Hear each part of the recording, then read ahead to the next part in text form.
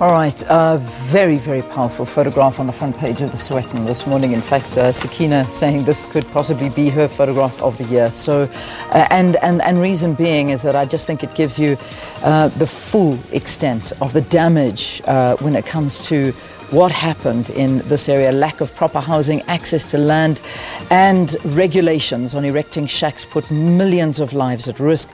And the housing backlog of over 2 million has seen the mushrooming of almost 3,000 informal settlements.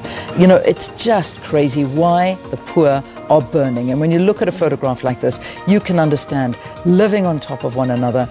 Absolutely no safety. This is just, I think this just tells it all. Tells a terrible, terrible story of our country. And a fire hazard as 2,700 informal settlements. So, yeah, this is a very powerful one. And I see in that story they spoke to an expert who's a former fire station commander, and he says this is preventable.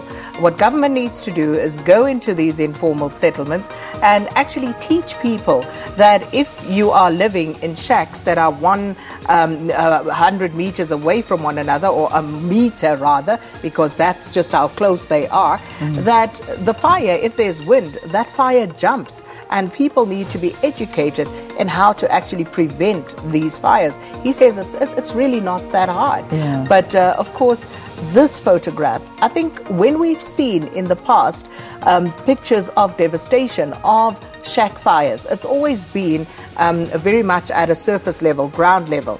But when you look at this, you know, it gives you a clear picture of the true extent of the devastation that took place there. Yeah, it really does. I mean, this was just, it's very, very sad. But I mean, there's also just this talk about what's happening in Gauteng, where they say 200,000 people migrate to the Gauteng province annually. Yeah. And there's just such a backlog of housing.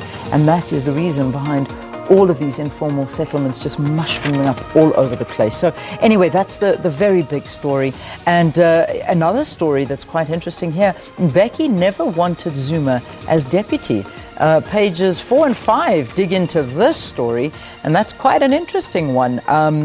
Mavimbela talks about this, former Director General in Jacob Zuma's presidency, Vusi Mavimbela.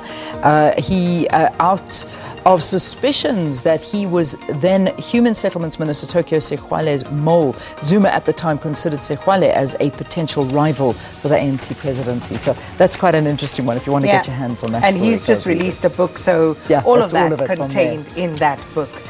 Right, let's move on to The Citizen. You have that one as well, Jan. Buried under my So workers unite against Tito. That's our new finance minister. And the new finance minister is warned that the unions will stand against him if he cuts jobs in the civil service, and told to cut the real fat in cabinet first.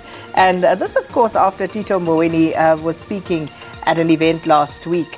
And he was basically talking about the fact that 80% of government budgets are spent on salaries. So how do you then deliver services to people on 20% of the budget?